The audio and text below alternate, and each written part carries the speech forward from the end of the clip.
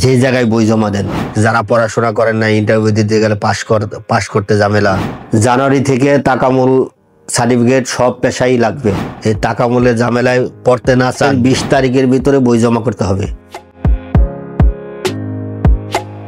আসসালামু আলাইকুম ওয়া রাহমাতুল্লাহ। সবাই কেমন আছেন? ইনফরমেশন একটা ভিডিও নিয়ে আসলাম, খুবই গুরুত্বপূর্ণ ভিডিও। মনোযোগ দিয়ে এই ভিডিওটা দেখবেন, শুনবেন। এই ভিডিওটা স্কিপ করবেন না কেউ।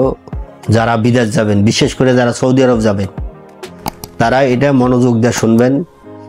আপনি যে জায়গায় বই জমা দেন, তারিফ ওভারসিসে দেন বা অন্য জায়গায় দেন, এই ভিডিওটা আপনার প্রয়োজন। জানুয়ারি থেকে তাকামূল সার্টিফিকেট সব পেশাই লাগবে। ডিসেম্বরে তাকামূল সার্টিফিকেট অনেক পেশাই নাই, আমরা ওইসব বিষয় নামাইছি। এখন আপনারা যারা এই তাকামূলের ঝামেলায় পড়তে না চান, অতি জরুরিভাবে বিদেশ যাইতে চান, ডিসেম্বরের 20 তারিখের ভিতরে বই জমা করতে হবে।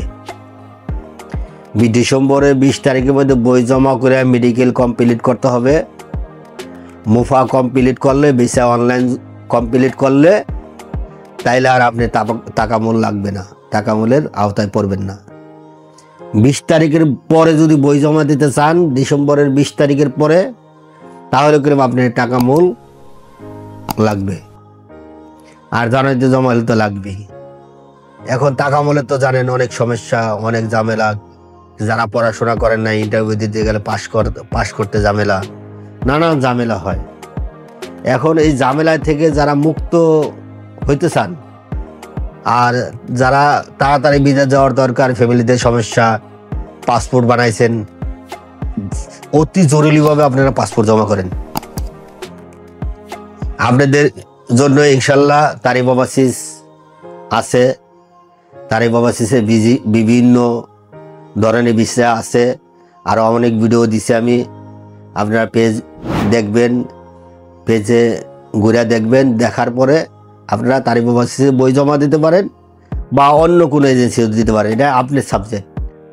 আমার যেটা সঠিক ইনফরমেশন, এটা আপনার জানাই দিলেন।